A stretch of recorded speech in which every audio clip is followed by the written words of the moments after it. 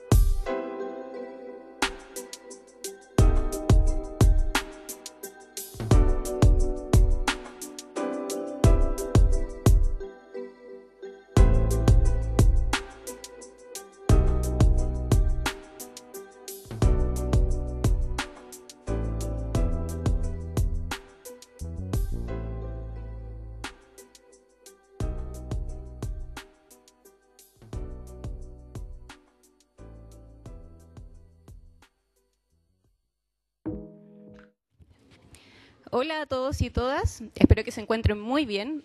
Mi nombre es Pamela Cartes y hoy los estaré acompañando en este evento denominado Índice Latinoamericano de Inteligencia Artificial, la realidad de Chile y los desafíos del futuro. Como contexto, quisiera señalar que el 11 de agosto del 2023, el Centro Nacional de Inteligencia Artificial publicó la primera versión del Índice Latinoamericano de Inteligencia Artificial gracias a un trabajo colaborativo junto a Google, Amazon Web Services, Javapta, el Banco Interamericano de Desarrollo, el Banco de Desarrollo de América Latina y además contaron con la asistencia técnica de la UNESCO, la OEA y el JAI de Stanford. Este índice reúne datos actualizados de la región latinoamericana en 3 grandes dimensiones que son fundamentales para crear ecosistemas basados en inteligencia artificial.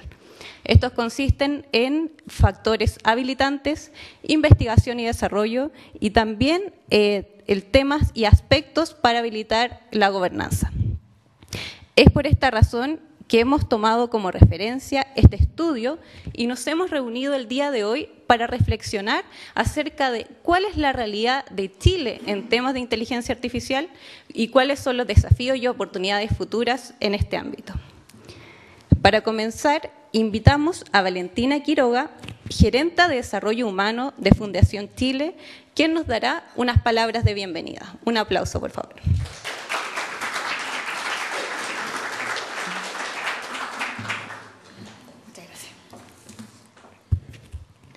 Muy buenos días a todas y todos. Sean muy bienvenidos a la Casa de Fundación Chile. Saludar especialmente a Isen Echeverry, ministra de Ciencia, Tecnología, Conocimiento e Innovación. A Álvaro Soto, director de CENIA. Rodrigo Durán, director de Vinculación de CENIA. A Emilio Rodríguez, vicepresidente del Consejo de Rectores de las Universidades Chilenas, el CRUCH, y rector de la Universidad de Tarapacá. Eduardo Vitrán, presidente del directorio de APTA y director de Codelco. A todo el equipo, ¿dije algo? No. Bueno, todo el equipo de APTA y de CENIA, ¿cierto?, que hicieron posible este estudio y que hoy día nos estemos en este encuentro y todas las instituciones que colaboraron, ¿cierto?, porque aquí hay muchas organizaciones detrás. A Kevin Cortés de Amazon Web Services y su equipo y a todos quienes nos acompañan hoy día de manera presencial y también quienes hoy día nos están siguiendo a través de la plataforma.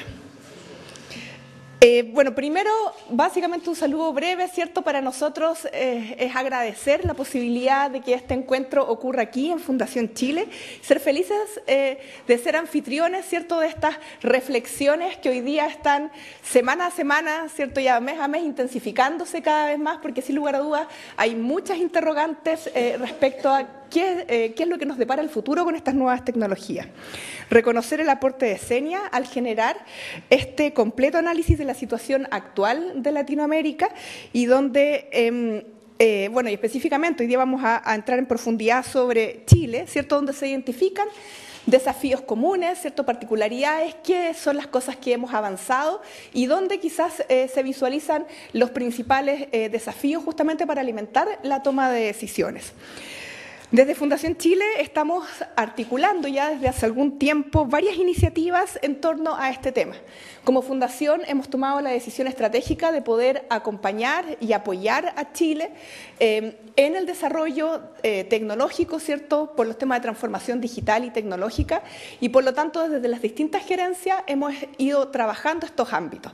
Sin ir más lejos, desde el ámbito del desarrollo de personas, que es lo que a mí me corresponde liderar en la fundación, estamos trabajando, por ejemplo, un proyecto con Humania, en donde, que es una plataforma, ¿cierto?, justamente para entregar herramientas de inteligencia artificial a estudiantes de educación media en Latinoamérica, ¿cierto?, y también para docentes. Otro proyecto que probablemente quizás varios conocen, que es de talento digital, cuyo propósito es la reconversión, ¿cierto?, laboral de personas, justamente atrayéndola y dándoles nuevas oportunidades y que inicien o fortalezcan sus trayectorias en el ámbito de las tecnologías. Solamente un dato, hace un par de semanas atrás, en el CENSE, justamente en este mismo auditorio, entregó los resultados del último estudio de pulso de demanda, ¿cierto?, laboral, un seminario que se llamó Hackeando el Futuro, donde se miraba el termómetro de qué es lo que las empresas hoy día en Chile están demandando desde el punto de vista de los perfiles tecnológicos. Y la verdad es que el tema de inteligencia artificial todavía aparece muy tibio, a pesar de que se viene incrementando. Sin embargo, ¿cierto?, a partir justamente del estudio que yo creo que hoy día vamos a ver, vamos a visualizar y probablemente esto se va a acelerar con mucha fuerza, lo cual nos va a obligar como país a ir incorporando esos nuevos perfiles, ¿cierto?, y preparando a la población. Así es que bueno, dejo hasta acá el saludo, nos deseo que tengamos un gran espacio de reflexión sobre los desafíos y oportunidades que tiene nuestro país y cómo también colaborar, obviamente, con la región. Muchas gracias.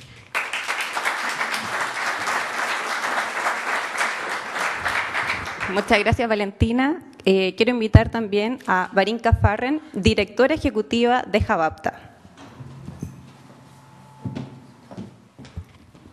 Muchas gracias. Yo, no voy a saludar a todos porque ya los saludó Valentina, pero sí quiero saludar al equipo de APTA, a Pame, a Filip, que es harto trabajo realmente hacer este tipo de cosas y la verdad es que lo hacemos mucho y con mucho corazón. Así que un saludo para ustedes.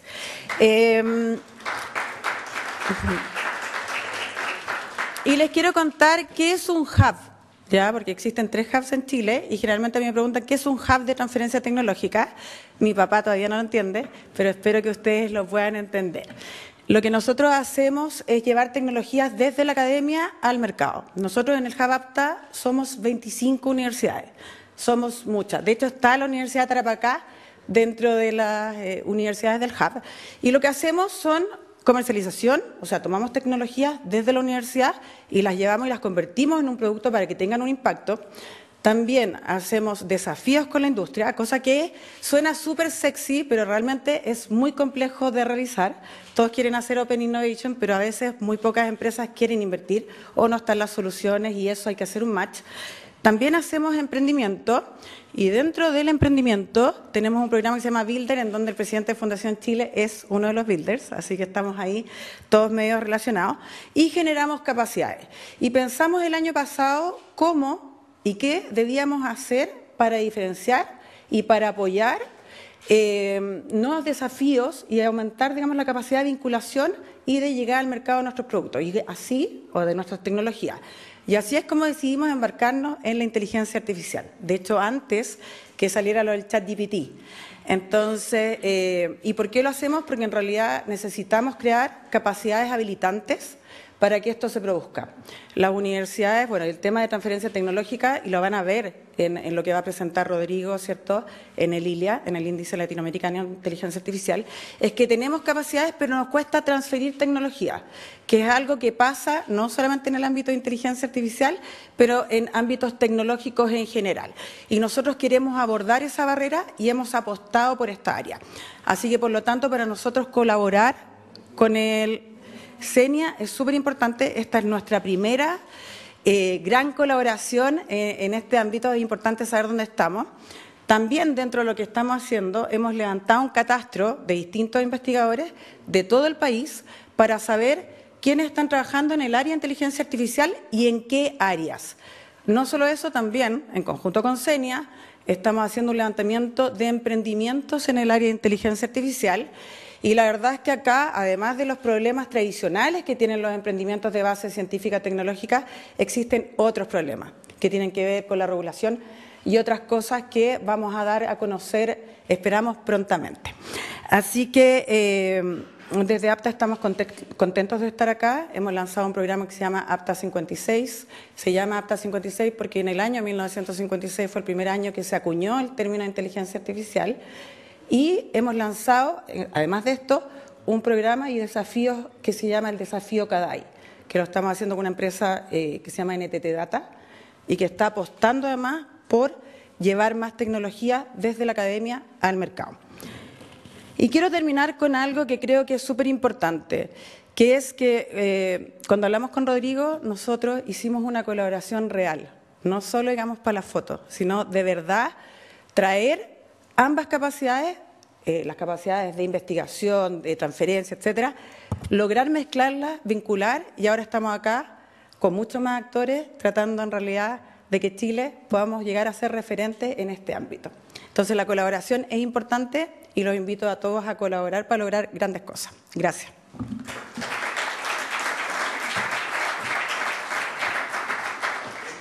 Gracias, Varinka.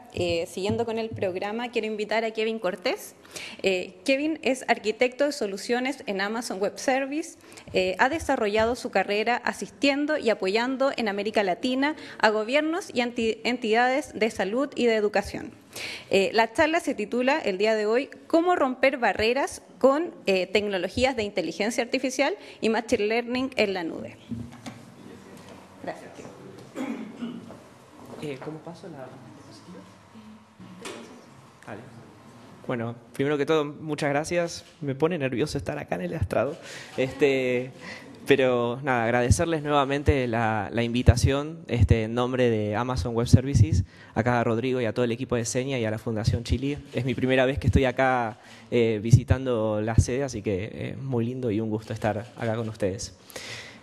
Como les comentaba, hasta que tenga para pasar las diapositivas, un poco la idea era comentarles qué tecnologías o cómo nosotros desde Amazon podemos hacer llegar, gracias, cómo podemos hacer llegar la tecnología al sector público. Yo soy arquitecto de soluciones, mi rol es un poco más técnico y mi idea era poder comentarles nosotros cómo desde áreas de gobierno, educación, salud y organizaciones sin fines de lucro podemos llegar y podemos impactar a las sociedades con soluciones con inteligencia artificial. Entonces, primero me gustaba comentar un poco que de acá a 4 años el impacto de la inteligencia artificial en el mundo va a ser de $300.000 millones, más de lo que se gasta en tecnología tradicional, ¿sí? Por otro lado, vemos que, según Gartner, los informes indican que la inteligencia artificial va a impactar en un 80% en la toma de decisiones de negocio. Y por otro lado, un 94% de los líderes de la industria identificaron a la inteligencia artificial como lo prioritario o lo principal que va a drivear el negocio en estos próximos años, ¿sí? Bueno, probablemente ustedes sean mucho más capacitados que yo para hablar de inteligencia artificial, ya que crearon un índice, pero para hablar un poco y para entender las diferencias, ¿no? Nosotros adentro de inteligencia artificial tenemos lo que es Machine Learning, ¿no? Y adentro de Machine Learning tenemos otras tecnologías como el Deep Learning o, por ejemplo, aprendizaje reforzado o algo que también es tendencia en el último tiempo, que es inteligencia artificial generativa, ¿sí? Eso es lo que últimamente estamos viendo que es boom en el negocio, tanto para sector privado como para sector público. Y principalmente, a mí me gustaba mencionar porque Amazon Web Services, que es la vertical de nube que tiene Amazon, impacta e innova tanto para Amazon y después eso lo lleva a sus usuarios finales. Y a mí me gusta siempre esta slide porque me gusta poner los números con los que Amazon maneja y que practica la inteligencia artificial desde, por ejemplo, el 2016, cuando salió el primer delivery con drones, con Prime Air, o también los dispositivos Alexa, que son millones de interacciones al día o por semana, que también tienen inteligencia artificial por detrás. Entonces, cuando vengo yo y les hablo de Amazon y cómo Amazon innova con la inteligencia artificial, en realidad eso nace de una necesidad que tuvimos como empresa, que después eso lo traducimos en servicios que ustedes pueden utilizar. Y esto lo utilizamos y nosotros impactamos en distintos negocios, tanto del sector público como del sector privado. Y yo me enfoco más que nada en el sector público, en lo que es gobierno, pero podemos dar, por ejemplo, algunos casos de salud y ciencias de la vida, donde cómo la inteligencia artificial impacta favorablemente, por ejemplo, en hospitales, para poder hacer reconocimiento, por ejemplo, con imágenes radiográficas u otro tipo de imágenes médicas, para poder, por ejemplo, hacer detecciones de distintos tipos de cánceres, ¿no? Cáncer de mama, cáncer de pulmón, etcétera. Todo eso corriendo sobre la tecnología de nube. Que a veces, si uno no cuenta con este tipo de tecnología, hacerlo con tecnología propia es mucho más difícil o le llevaría mucho más tiempo. Entonces, cuando hablaba de tecnología de inteligencia artificial, a mí me gusta mencionar, y esto quizás es un poco técnico, pero yo a lo que quiero hacer foco es que dentro de Amazon tenemos, o Amazon Web Services, mejor dicho, tenemos dos tipos de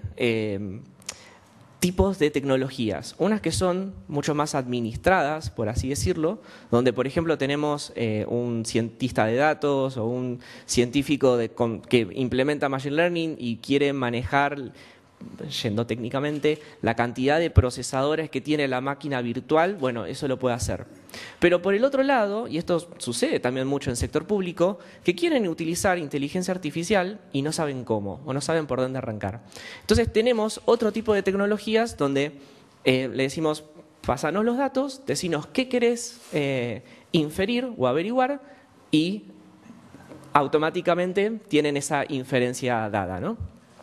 Entonces, por eso es que esto está dividido como si fuesen capas. La capa de más arriba es, y fíjense la cantidad de nombres que hay, que se ven un poco chiquititas, pero fíjense la cantidad de nombres que hay. Esos nombres que están ahí en azul son nombres de servicios donde los usuarios finales no tienen que conocer de inteligencia artificial para aplicar inteligencia artificial.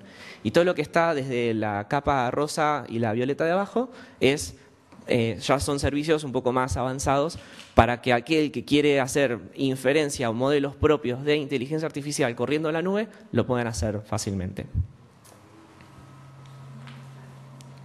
También hay un sitio, yo lo uso un montón, que es aiexplorer.aws.amazon.com, donde se pueden ver casos de uso reales que tienen nuestros clientes y casos de uso reales que quizá todavía los clientes no usan, pero ya hay modelos o inferencias ya disponibles para que ustedes puedan utilizar desde la nube sin tener que, de vuelta, tener un set grande de datos, tener que entrenarlos y poder utilizarlos. De esta forma, uno puede ir, buscar un set de datos, ponerlo en su cuenta y empezar a investigar en base a ello. Y además también tenemos otras colaboraciones, como por ejemplo Hugging Face, que es una herramienta open source, es una compañía que provee tecnología para hacer procesamiento del lenguaje natural. Entonces uno desde Hugging Face, con una alianza que tiene con AWS, puede deployar automáticamente servicios de inteligencia artificial. Entonces, acá, por ejemplo, integrado con otra herramienta que se llama SageMaker, que ahora voy a mencionar un poquito, uno puede hacer desde el entrenamiento y el deploy de estas inferencias de inteligencia artificial automáticamente y nativamente, sin tener que, de vuelta, tener que tener una gran cantidad de datos y sin tener que hacer grandes entrenamientos que conllevan tiempo. Yo voy, busco el modelo, lo despliego en mi consola de SageMaker, que es el nombre del servicio de Amazon, y automáticamente ya tengo mi punto de inferencia listo para probar. Bueno, esto lo voy a pasar un poco de largo porque es muy técnico, ¿no? Pero a lo que voy, todo lo que está marcado en verde abajo son las tecnologías que funcionan por detrás con SageMaker. Y después el cerebrito que está a la derecha, también marcado como en celestito, es la inferencia, es el servicio de SageMaker con el que se puede hacer el entrenamiento, ¿sí? ¡Ay! Se me fue. Bueno. Y también muchas veces en mis clientes dentro del sector público dice, esto está perfecto, pero no me quiero atar a ninguna tecnología o a ningún tipo de modelo que sea con tecnología cerrada. O peor aún, cuando a veces tienen datos y son bastante celosos de sus datos y no los quieren compartir o son datos privados, ¿no? Datos de entrenamientos que quizá tienen información que es confidencial. Bueno, hay algo que se llama Jumpstart adentro de este servicio de inteligencia artificial que utiliza distintos modelos fundacionales de inteligencia artificial hechas por startups en crecimiento como AI21, Stability o mismo también la división de Alexa que tiene su parte de inteligencia artificial. Entonces, con todas las alianzas que tiene AWS con estas empresas, ellos o ustedes, los usuarios finales, pueden deployar modelos que son de otros en sus cuentas, cuyos datos van a vivir dentro de sus cuentas. Entonces eso lo hace mucho más portable, dinámico y seguro. Porque una de las cosas que estamos empezando a ver ahora con respecto a la inteligencia artificial es ¿y dónde están mis datos? Bueno, utilizando este tipo de tecnologías como SageMaker y Jumpstart, los datos viven en sus cuentas, no se van y no los tiene un tercero. Esos datos viven en sus cuentas y mueren en sus cuentas. Cuentas de Amazon, ¿no? Y por último, la última tendencia que vemos es, perfecto, nuestros usuarios tienen un montón de datos recopilados con historia. Y todos sabemos acá que para poder hacer una inferencia o un entrenamiento con inteligencia artificial necesitamos tener datos históricos. Bueno, entonces lo que estamos empezando a ver es, los usuarios primeramente quieren construir su lago de datos. Esos lagos de datos donde enchufan todos los datos que tienen históricos, le dan una estructura, le dan una idea y después con esos datos, una vez que ya tienen una estructura, tienen una analítica de esos datos, le agregan servicios de inteligencia artificial como SageMaker, que es el que vimos recién, para poder hacer inferencia. Y, por ejemplo, poder hacer pronósticos de usuarios o de uso de plataformas o tendencias a futuro de esos mismos usuarios, ¿sí? Entonces, eso es como una estrategia que nosotros llamamos end-to-end, porque los ayudamos a construir desde su estrategia de datos, cómo estructurar los datos, hacer las inferencias con inteligencia artificial y finalmente implementar la inteligencia artificial en todo lo que es sector público. Así que sin más ni menos, estoy justo con el tiempo, pero les agradezco el espacio. Gracias.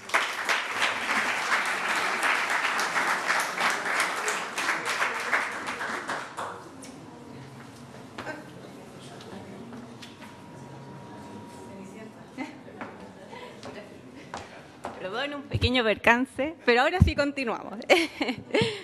Bueno, quiero señalar algo muy importante. Nuestro país se posiciona como en el primer nivel del índice latinoamericano de inteligencia artificial. Destaca en diferentes dimensiones, pero para esto han surgido algunas preguntas. Por ejemplo, ¿cuáles son las principales oportunidades? ¿Cuáles son los principales desafíos? Y además, ¿qué es lo que tenemos que seguir trabajando para liderar y seguir liderando el ámbito de inteligencia artificial? Para responder estas preguntas, quiero invitar a Álvaro Soto, director del Centro Nacional de Inteligencia Artificial.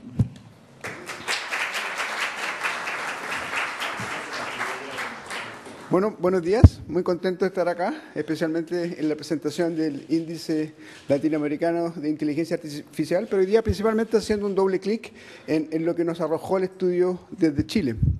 Venía manejando para acá y me acordé que cuando yo salí de la universidad, trabajé por acá cerca, se llama algo así como el CIM, que era un centro de investigación minero, no sé, era como un centro de innovación de Codelco y de la minería. Yo, cuando salí de la universidad, estuve trabajando de profesor y trabajé en un proyecto asociado al CIM.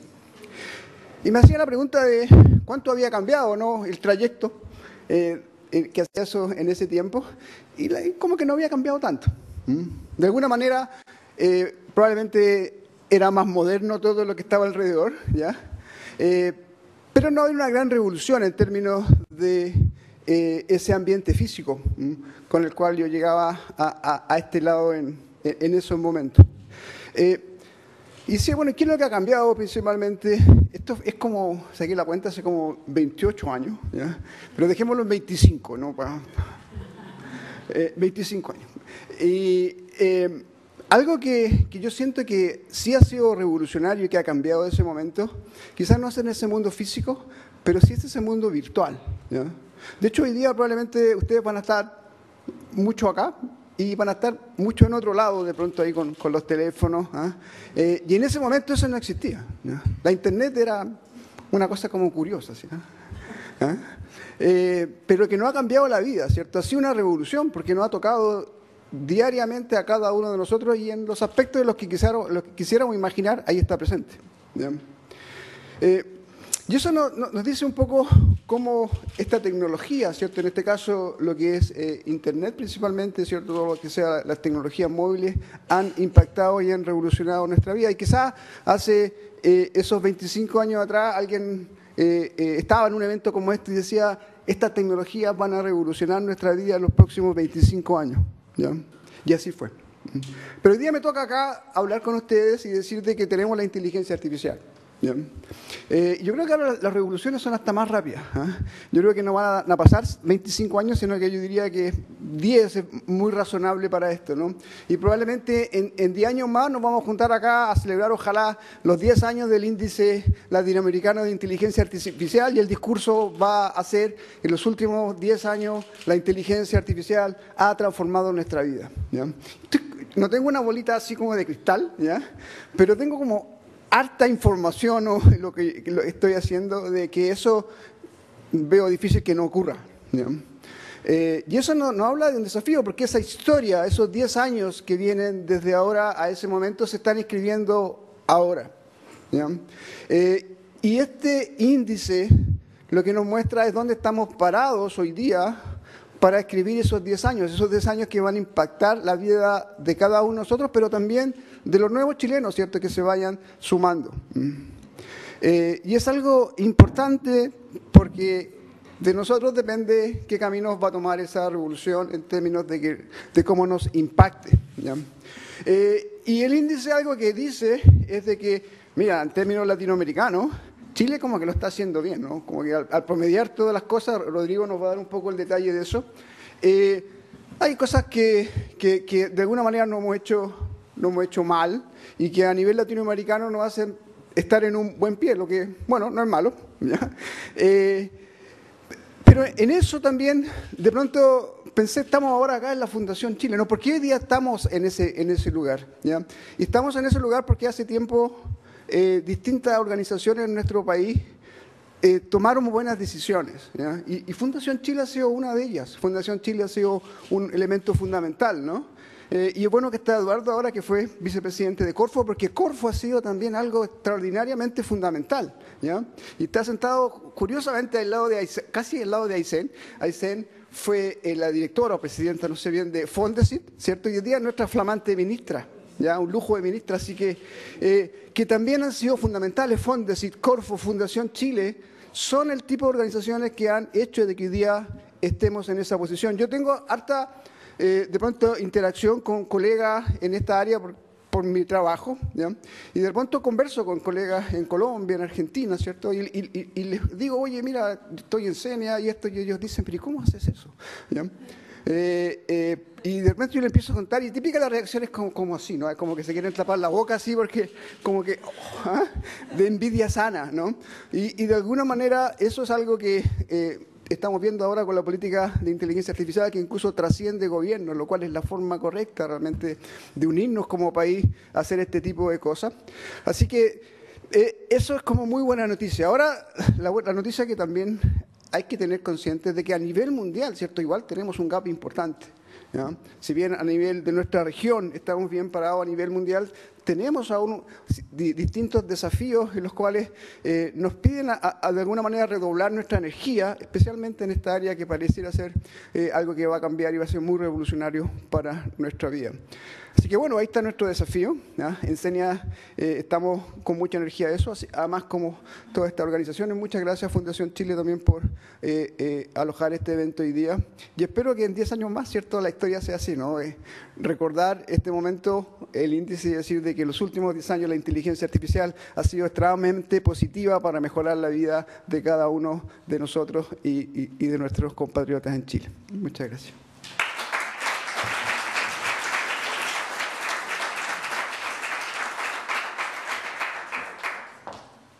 Quiero dejar también con ustedes a Rodrigo Durán, director de vinculación y diseminación del Centro Nacional de Inteligencia Artificial. Gracias.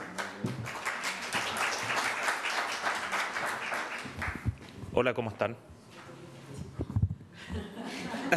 Normalmente uno lo puede subir, pero... ¿podré usar uno de los dos? ¿Aló ahí? Sí, ahí está. Ya. Bueno, muchísimas gracias a todas y todos por acompañarnos hoy día. No me voy a extender en la importancia de esto porque creo que todos lo han señalado. Así que voy a pasar directamente a los agradecimientos del índice. Este es un trabajo que no solamente hizo el Senia, lo hicimos muchas personas, cerca de 300 académicos, investigadores, estudiantes, colaboradores, funcionarios públicos, desde México hasta Punta Arenas, lo cual nos llena de orgullo, porque muestra la vocación y la voluntad y la visión que desde Chile nosotros podemos tener un liderazgo importante en no solamente elementos locales de inteligencia artificial, sino que también una asociatividad mucho más regional. Así que esas son algunas de todas las personas que colaboraron. Ahí está Barinka, ahí está Philip, etc. Y también darle las gracias a quienes colaboraron de distintas formas, como HubApta, que nos apoyó con recursos y con datos, como GitHub, como todas las organizaciones que están ahí, que de alguna u otra manera se comprometieron con esto desde un principio, y esto es bien interesante, cuando el Senia era una sala de clases en la Católica. O sea, esto partió y fue un sueño que logramos materializar gracias a la confianza de muchas organizaciones que están en esa lámina. Y bueno, ¿qué fue lo que hicimos? Esta parte la voy a pasar rápida porque la vimos la vez pasada. Si alguien no ha visto el índice, esto es como una introducción.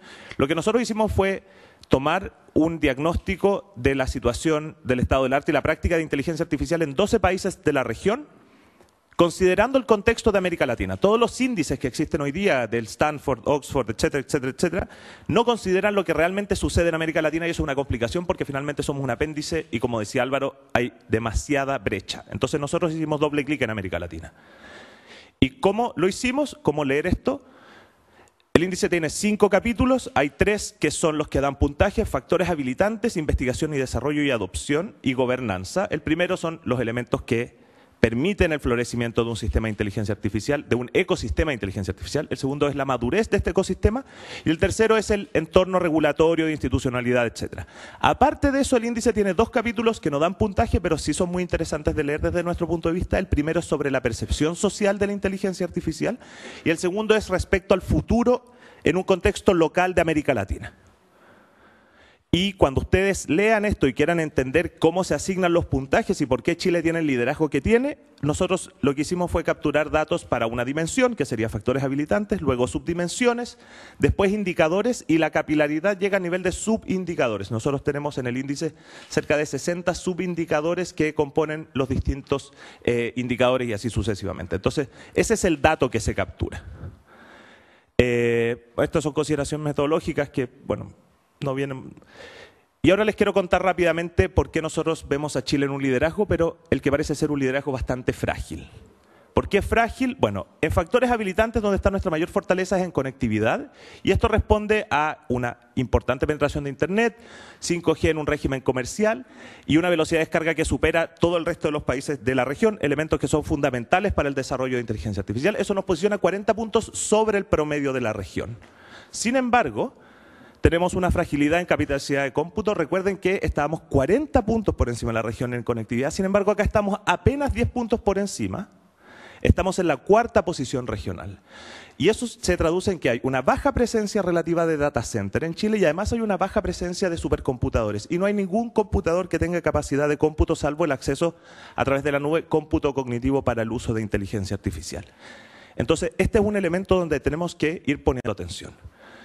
Otra fortaleza tiene que ver con el desarrollo de capital humano avanzado. Vean acá, estamos 60 puntos por encima del promedio regional y el país que nos sigue es Uruguay. ¿Esto por qué es? Por el la tremenda calidad que tienen los programas de posgrado y formación universitaria en el sistema universitario. Y además tenemos un alto volumen de egresados de magíster y doctorados en la región frente al resto de los países de América Latina. Sin embargo, hay una fragilidad importante que tiene que ver con las competencias y esto lo pueden revisar después en el índice con mayor detalle. Lo que muestra esta lámina es la penetración relativa por industria de habilidades necesarias digitales y disruptivas para el uso de inteligencia artificial. El número 1 indica el promedio mundial.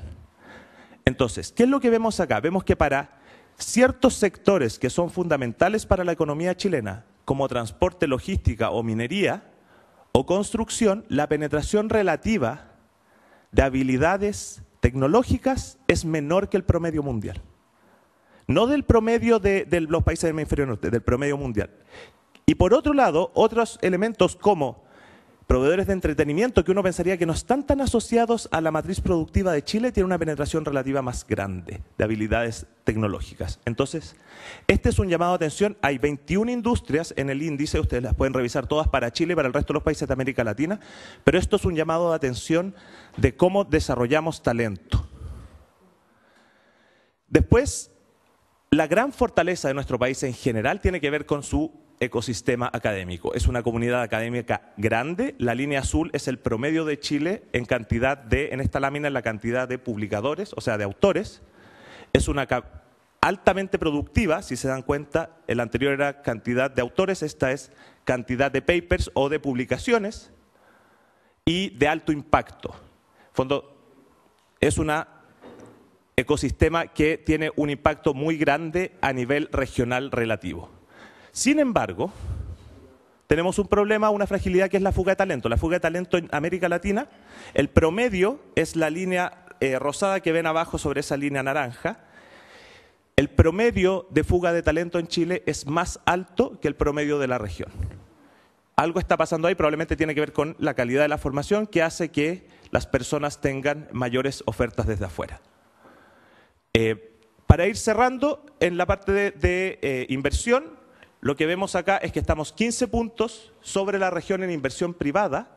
Sin embargo, estamos 100 millones por debajo del promedio de inversión privada en la región. Eso es probablemente porque Brasil tiene una inversión enorme, son casi 3.000 millones, o sea, son más de 3.000 millones de dólares en el año 2022, pero sigue habiendo un déficit. Volvamos al punto de que Chile lidera este índice. Entonces uno esperaría que liderase también en ámbitos donde normalmente nos va bien en otros índices, como inversión privada. Sin embargo, acá no está así. Otro elemento donde vemos una fragilidad en el ecosistema local es en el desarrollo de open source. Nosotros estamos posicionados octavos a nivel mundial en publicaciones y calidad de fuentes abiertas como GitHub o Hugging Faces y 11 puntos bajo el promedio de la región. Ahí quien lidera es Uruguay y después Brasil por un tema de volumen, pero este es un elemento donde tenemos debilidades tanto en open source como también en el número de patentes. Entre México y Brasil se concentra el 95% de las patentes asociadas a inteligencia artificial en la región. Esto ya lo dijo Álvaro, la gran fortaleza de Chile frente al resto de los países de América Latina es esta política de Estado, el hecho de que esto trascienda gobiernos. Tenemos una institucionalidad robusta, una política que trasciende y además formulada a través de un proceso participativo. Sin embargo, hay un desafío acá que tiene que ver con integrar ciertos elementos de bien común que define la UNESCO y entiendo que el Ministerio ya está avanzando en esa dirección. Este es otro elemento donde estamos mal, en la regulación estamos al debe.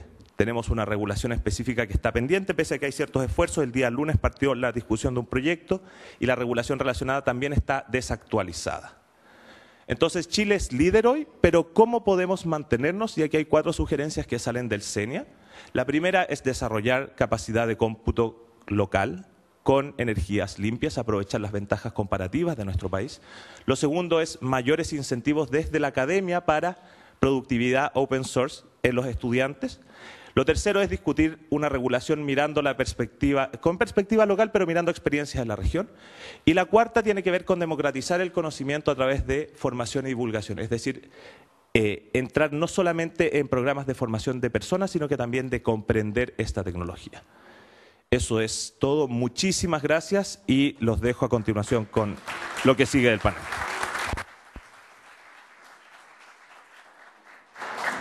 Muchas gracias, Álvaro, Rodrigo. Para continuar, queremos profundizar sobre los principales hallazgos de Chile en el escenario con un destacado panel de conversación que estará moderado por Elisa Palma, directora de gestión de Senia.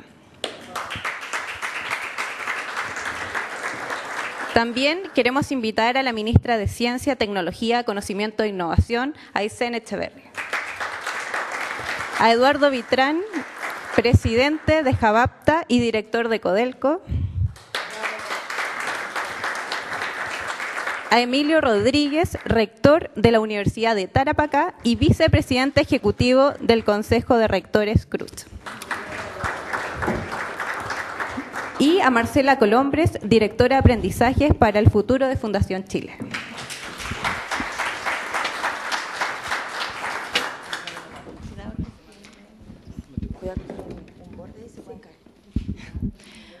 Buenos días. Bueno, muchas gracias a todos los asistentes, muchas gracias a los dueños de casa y al Javapta por darnos la oportunidad de tener esta interesante discusión esta mañana. Queremos partir el panel preguntándole a la ministra Echeverri. Para iniciar este panel de preguntas quisiéramos saber un poco acerca de los factores habilitantes para la inteligencia artificial en Chile.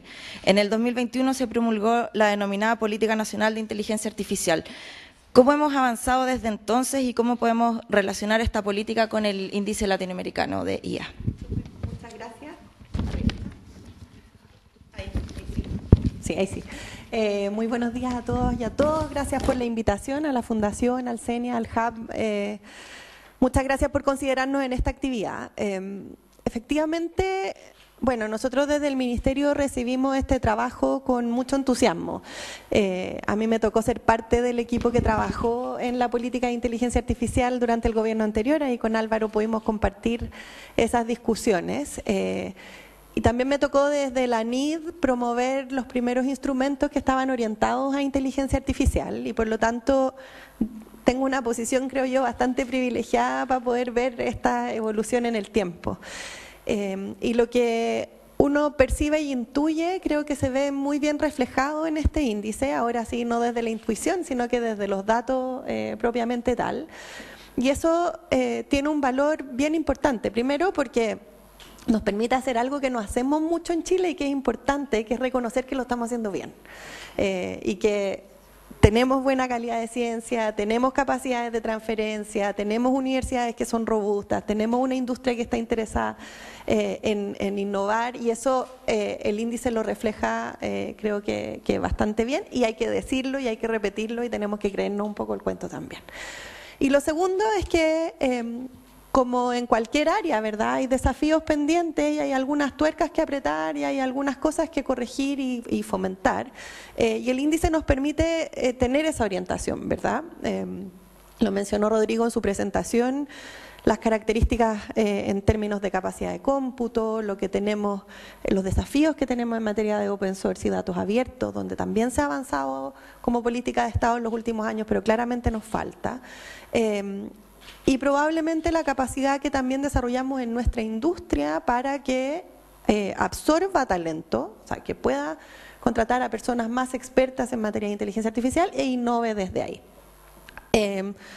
Ahora, esos objetivos, o más bien esos temas a avanzar, se alinean muy bien con la política que se está impulsando desde el Ministerio de Ciencia y desde el Gobierno en materia de ciencia, tecnología, conocimiento e innovación. Y por lo tanto, esto pasa a ser casi como una de las verticales en las distintas materias y áreas que estamos impulsando. Quiero quedarme un segundo en la capacidad de cómputo con una reflexión que tuvimos con Álvaro y con Rodrigo esta semana, creo, la semana pasada en una reunión. que creo que es relevante también cuando lo miramos desde la perspectiva del sector público y de los bienes públicos que permiten una mayor participación de nuestro país en esta área, y que tiene que ver con el acceso, ¿verdad? Y el acceso entendido no solo como tenemos la posibilidad de usar la inteligencia artificial, sino que esa inteligencia artificial sea de partida en un idioma que es el nuestro, la región latinoamericana, y el español tiene que estar de alguna manera presente en el desarrollo de las herramientas, y también en los costos que significa la capacidad de cómputo y la infraestructura asociada, que también es una barrera de acceso que es relevante a mirar, sobre todo si queremos impulsar el desarrollo de esta área de una manera más profunda, y eso es un desafío que tenemos como país, ¿verdad? Venía recordando, y se lo mencionaba al rector, que es una historia antigua. Yo me acuerdo cuando el gobernador Flies decía que queríamos poner data center en Magallanes, Eduardo estaba en la Corfo, yo estaba en el Comité de Transformación Digital, porque necesitamos tener capacidad de procesamiento de datos a un costo que sea razonable para nuestro país y que esté en nuestro territorio y que sea de fácil acceso y que además sea barato de mantener. En ese momento había que enfriar los data centers y por lo tanto Magallanes sonaba como una muy buena alternativa.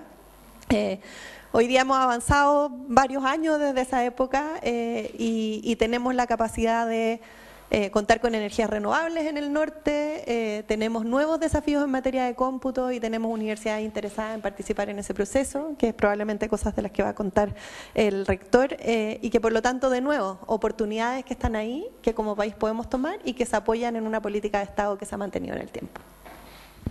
Muchas gracias, ministra. Tomando ese punto, efectivamente queremos preguntarle al rector, dado que el que no computa no compite, ¿qué proyectos se están impulsando desde la academia para aumentar nuestra capacidad de cómputo, específicamente en su universidad, rector? Claro. Bueno, muchas gracias por la invitación a todos los organizadores. A ver, una primera respuesta en torno a cómo lo ve el Consejo de Rectoras y Rectores de las universidades chilenas. Nosotros en nuestro sistema de dirección estratégica del CRUCH hemos establecido la inteligencia artificial como un eje transversal fundamental de cara al 2030. Esto no solo en la U Tarapacá, sino que en todas las universidades del Consejo de Rectoras y Rectores. No voy a profundizar en esto, sino que básicamente es la pregunta que se acaba de realizar en términos entonces específicos de lo que estamos pensando en Arica y Parinacota. Nosotros estamos partiendo hoy día con un proyecto del Fondo de Fortalecimiento 2030 que nos va a permitir hacer e instalar capacidades precisamente de cómputo, pero también de talento humano, digamos, y estamos partiendo con una inversión ahí en torno a los 2.200 millones de pesos que van a ser apalancados con recursos propios por otros 1.400. Entonces hay una primera fase de avanzar en capacidad de cómputo para poder tener entonces un gran centro, también trabajando con energía renovable, y para esto la alianza con el CENIA es fundamental. O sea, el CENIA es nuestro referente, es nuestro aliado estratégico, es quien nos guía en este proceso, y nosotros estamos trabajando probablemente en 3 fases en este proyecto, y lo que queremos, como digo, es nutrir de talentos, capacidades, eso es requerido, pero también de capacidad de cómputo. Ahora, ¿pensando en qué? Pensando en múltiples alternativas de uso, pero también, por ejemplo, respondiendo a la sociedad, respondiendo a los desafíos que el sector público tiene en materia de inteligencia artificial y a la serie de oportunidades que se dan ya en los procesos formativos y de investigación.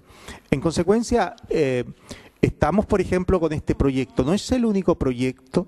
Todas las universidades chilenas en los próximos años van a trabajar en inteligencia artificial, van a invertir en inteligencia artificial, y es, como digo, un eje estructurante del derrotero estratégico que el sistema CRUCH está siguiendo como paso en los próximos años.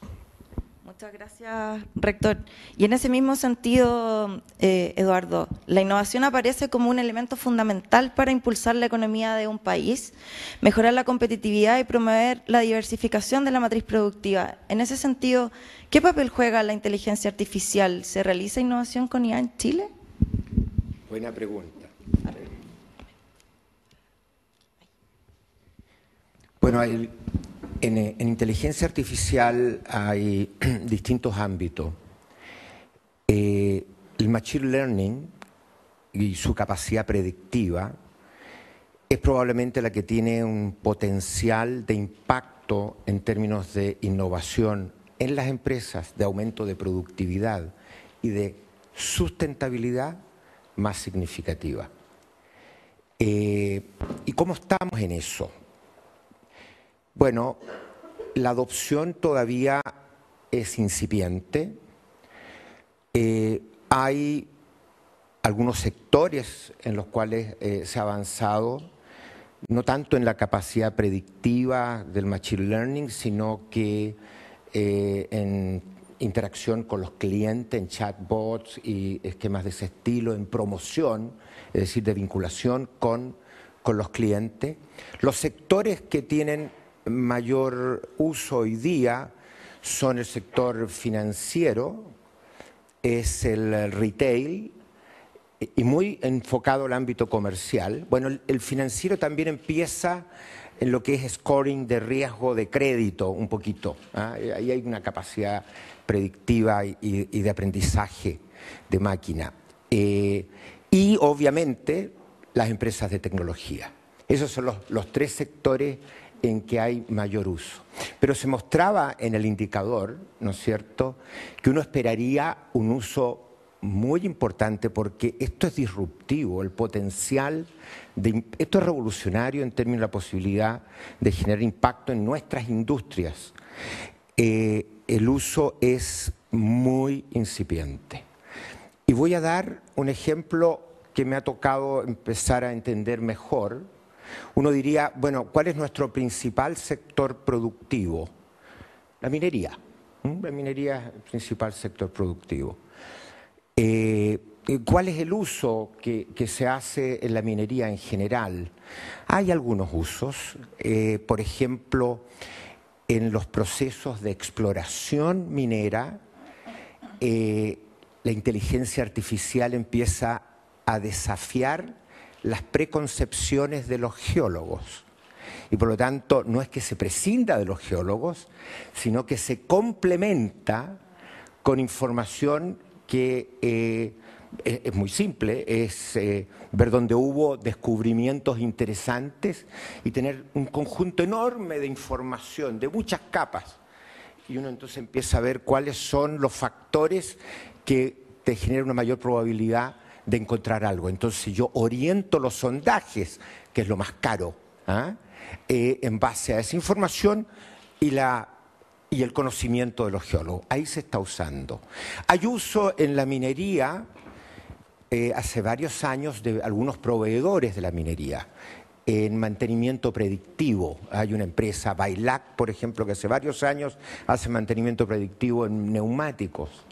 Pero yo esperaría que los objetivos de reducir residuos, los objetivos de aumentar productividad, uno tuviera en varias empresas en Chile una capacidad, yo diría, end-to-end, a propósito de la presentación anterior, donde uno, dependiendo de las características mineralógicas y la granulometría de lo que sale del proceso de tronadura, uno pudiera optimizar hacia adelante. Entonces tiene una capacidad predictiva, tiene automatización, tiene control automático y con la combinación uno puede optimizar los procesos no desde la perspectiva de un objetivo, sino de múltiples objetivos. El potencial que hay ahí es enorme, pero eso no ocurre.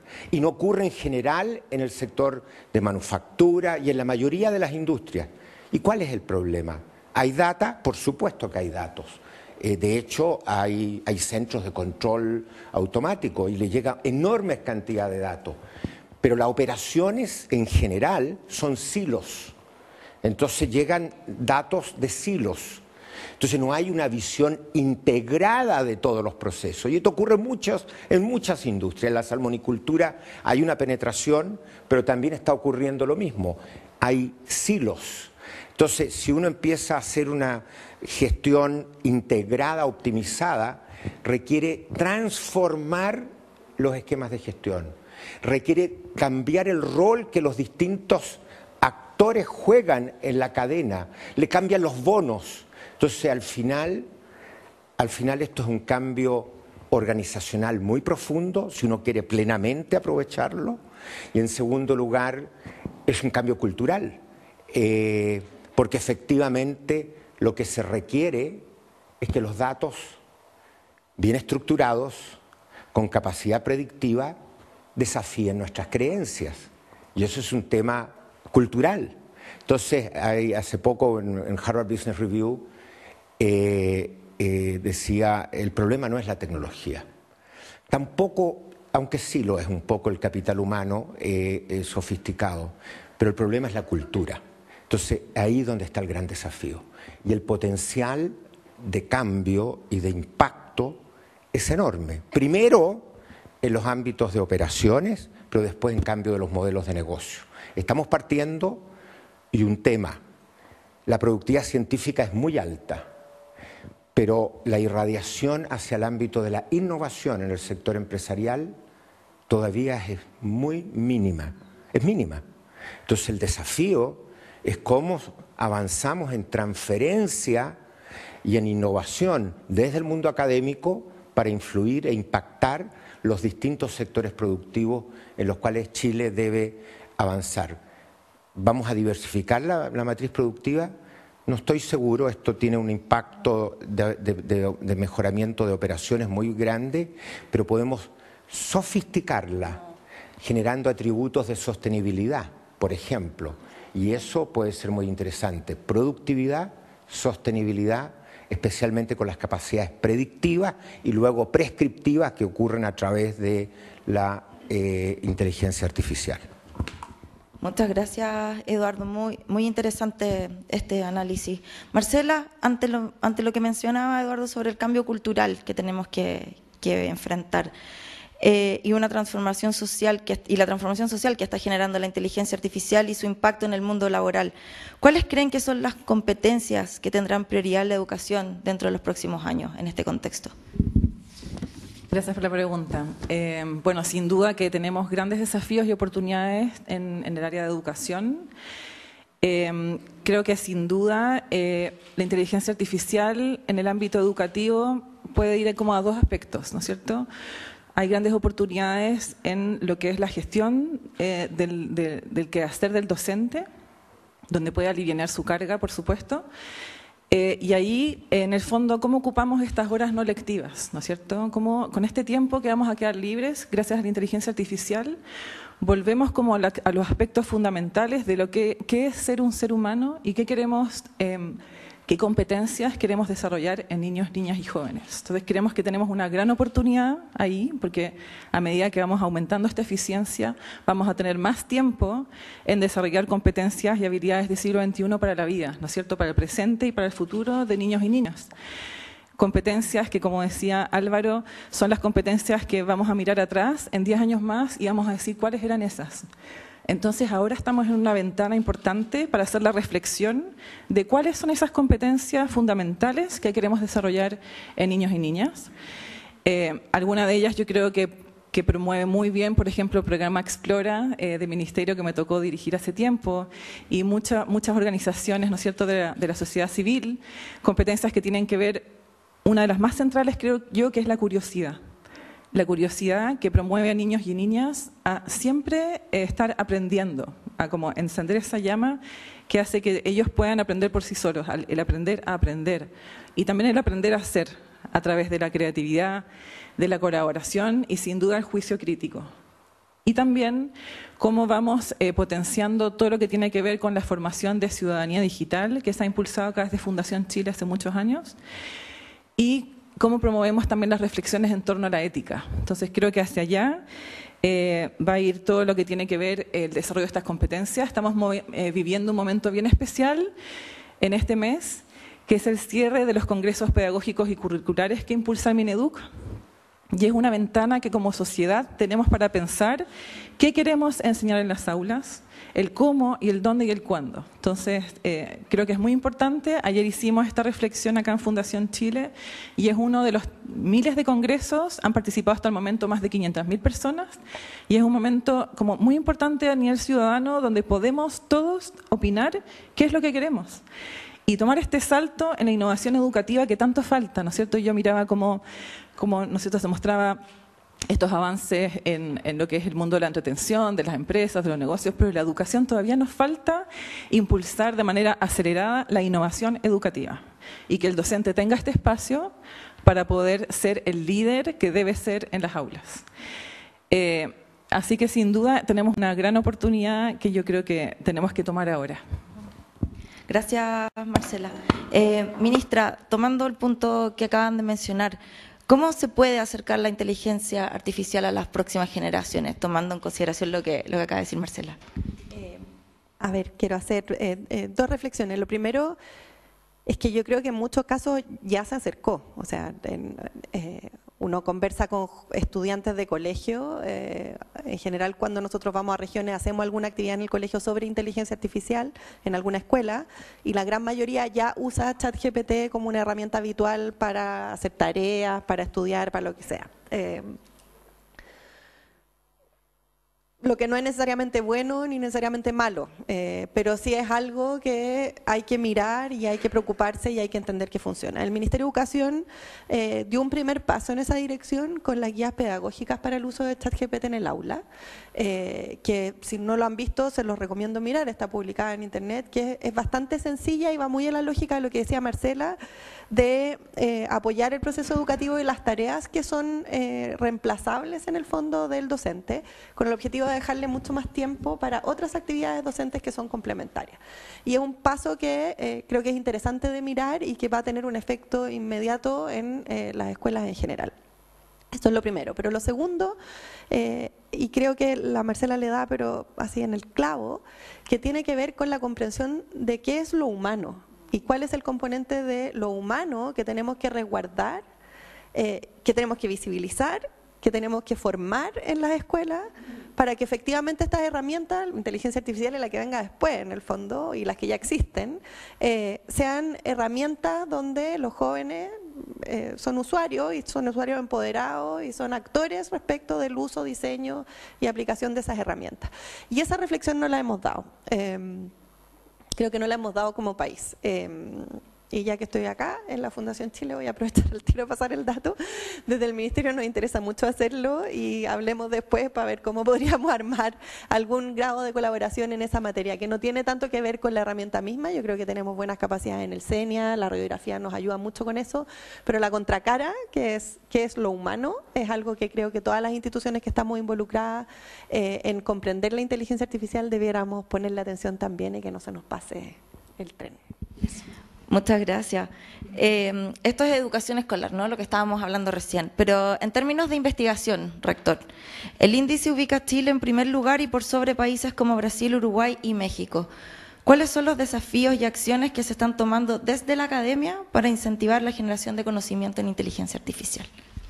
Claro. A ver, de nuevo, como Consejo de Rectoras y de Rectores, nuestra discusión ha sido que una cuestión que, por cierto, parece muy evidente, pero siempre es necesario incorporarlo, que es que en la sociedad que estamos viviendo, que es una sociedad del conocimiento, la fuente esencial de la ventaja competitiva de las naciones, de las organizaciones e incluso de las personas reside en el conocimiento.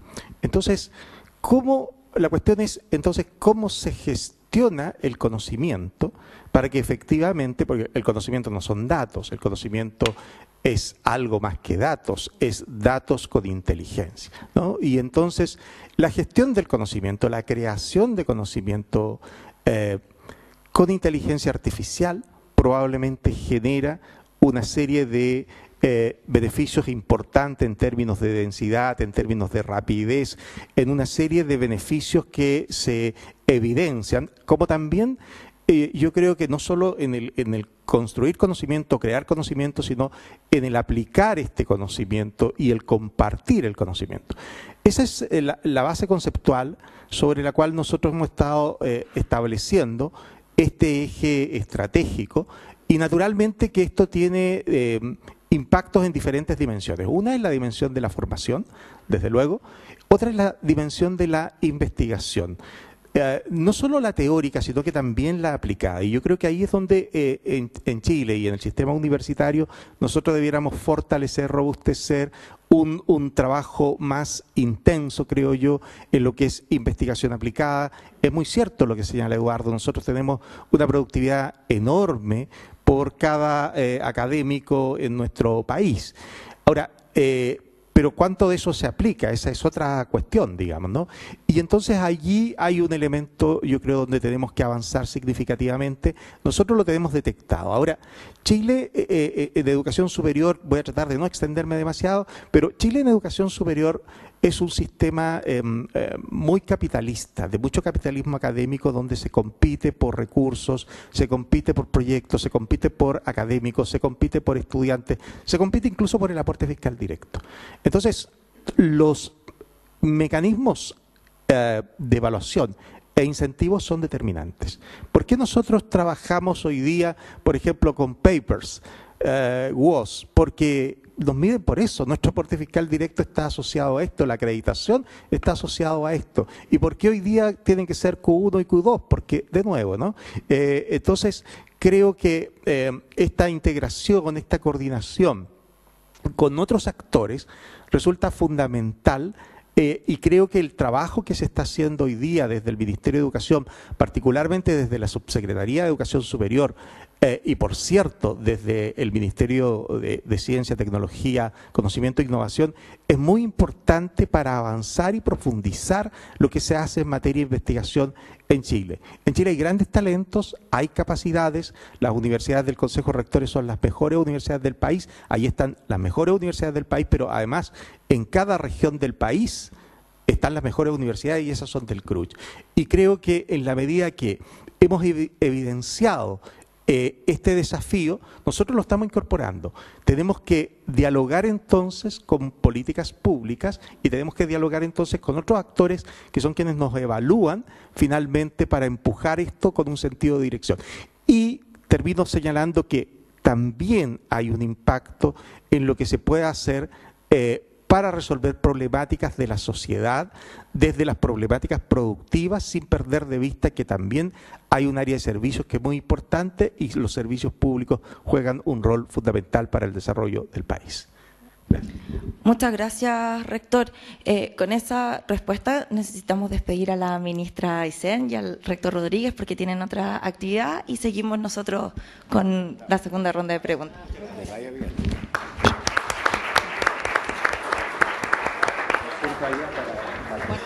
¿Que van a poner unas fotos? Sí, de pie.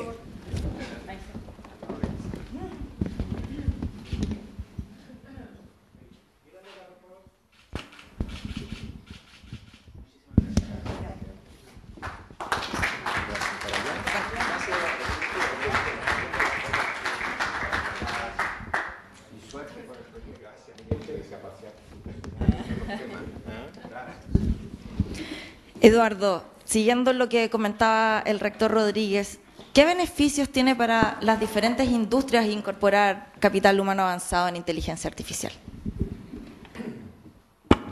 Bueno, primero, ¿sí? ¿Funciona?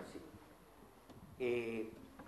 La incorporación de capital humano avanzado en la industria, en el sector productivo, es un tema no solo en inteligencia artificial, hablemos más generalmente, que ha estado en prioridades de política pública desde hace muchos años. Me recuerdo, ¿no es cierto?, ya más de una década, CONICYT armó en su tiempo un programa de inserción de doctorados en la industria. Y no nos ha ido bien en esa materia. La posibilidad de insertar capital humano avanzado, digamos, doctores, Master of Science en la industria con capacidad de investigación, no ha sido muy significativo. Lo mismo ocurre en el ámbito de la inteligencia artificial. No obstante, en Chile, la mayoría de las universidades que tienen algún grado de complejidad, especialmente en las facultades de ingeniería, desarrollaron muy tempranamente programas ejecutivos de educación continua en el área de analítica de datos, en el área de inteligencia artificial, y tenemos una cantidad importante de profesionales formados. Lo llamamos capital humano avanzado, sí, yo diría que es capital humano avanzado, con la capacidad de usar estas herramientas en la industria, y ese capital humano avanzado está insertándose en el sector productivo. Básicamente, lo que hay hoy día es mucho interés de las empresas, y estos programas son, yo estoy en la Universidad Adolfo Ibáñez y veo los programas de data science y de inteligencia artificial en el ámbito de educación ejecutiva, son los más exitosos, lejos. Entonces, pero en números amplios son muy importantes. El problema que tenemos para transferir, y quiero mencionar esto que plantea el rector, y hablaba de los incentivos, es que efectivamente hay una masa crítica muy importante de capital humano avanzado, de investigadores en las universidades. Me recuerdo el año 2014 cuando vino un premio nacional, un premio Nobel de Ciencia en Astronomía, y nos preguntábamos cómo la astronomía podía ayudar al conjunto de la economía. Y decíamos, bueno, el manejo y la gestión de datos, de Big Data, y así surgió una idea de crear un observatorio de datos. Entonces, ¿por qué pensábamos eso? Porque ya en ese entonces teníamos la percepción que en las universidades había un capital humano avanzado muy significativo. El problema es que los incentivos para que ese capital humano, que lo tenemos en el área de data analytics, de inteligencia artificial, etcétera, trabaje en aplicaciones verticales en los sectores más relevantes de la economía chilena, es muy bajo. ¿Por qué? Porque todos los procesos de jerarquización académica, y están en un mercado sumamente competitivo, están basados básicamente en papers. El financiamiento basal de las universidades depende básicamente de los papers. El sistema de acreditación de los máster ejecutivos, de los programas ejecutivos, exige núcleos donde lo que miden son investigadores que tienen que estar en los núcleos, que tienen que tener un trabajo científico importante. Por lo tanto, los incentivos que tiene el sistema universitario, que tiene un capital humano importante, no son a ser temas aplicados. Y eso reduce también la capacidad de inserción en este ámbito en la industria. Entonces, hay un proceso que está partiendo, pero aquí se requiere un cambio profundo de los mecanismos de incentivo para que la interacción entre el trabajo académico en inteligencia artificial y los sectores productivos que van a tener grandes oportunidades en este ámbito sea mucho más significativo. Muchas gracias, Eduardo. Para cerrar, Marcela, ¿cuál es el rol que está asumiendo o que asumirá la Fundación Chile con respecto a la inteligencia artificial en educación? Gracias.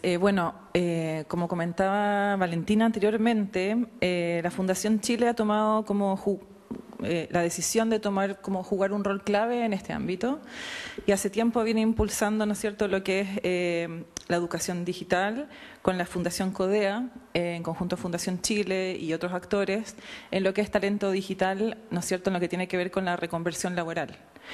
Y también a principios de este año, a través de Google, también se está apoyando una iniciativa que tiene que ver con Humania, que al mismo tiempo, como con lo que es el programa Desafiantes de Senia, apuntan a algo muy importante, que es como llegar a esa primera capa de poder aprender sobre inteligencia artificial, ¿no es cierto? La UNESCO nos habla como de 3 ámbitos importantes. Uno es aprender con la inteligencia artificial en el aula. Lo otro es aprender inteligencia artificial en aspectos técnicos. Y otro pilar muy importante, y que también mostraba Rodrigo como uno de los desafíos, es la divulgación de este ámbito. Entonces es importante llegar con estos programas, al menos con Unmania ya hemos llegado en Chile a más de 690 docentes y hay mucho interés por seguir creciendo para poder tener este primer acercamiento a entender de qué estamos hablando, qué desafíos tenemos, qué oportunidades, qué limitantes, qué regulaciones nos faltan. Y es muy importante poder impulsar de esta manera estos aspectos, y también Fundación Chile hace mucho tiempo ha impulsado todo lo que tiene que ver con formación de la ciudadanía y seguiremos en ese camino articulando y generando las reflexiones necesarias. Muchas gracias, Marcela. Bueno, queremos terminar el panel de discusión. Quiero agradecerle a todos los que asistieron a esta actividad, agradecer al Javapta, agradecer a la Fundación Chile, Eduardo, Marcela, por esta interesante conversación. Estamos todos claros que tenemos un gran desafío por delante, pero vamos muy bien encaminados. Así que muchas gracias. Para nosotros como Senia fue realmente un agrado poder participar de esta actividad.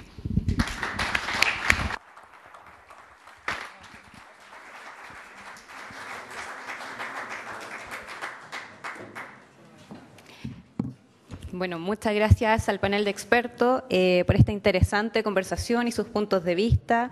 Pero lo más importante, es importante señalar que sabemos que hay desafíos, sabemos que hay oportunidades, pero lo más importante es que sabemos que hay talento chileno. Así que es momento de terminar. Sin antes quiero agradecer a Fundación Chile por recibirnos en su casa y también agradecerles a cada uno de ustedes por acompañarnos el día de hoy. Muchas gracias.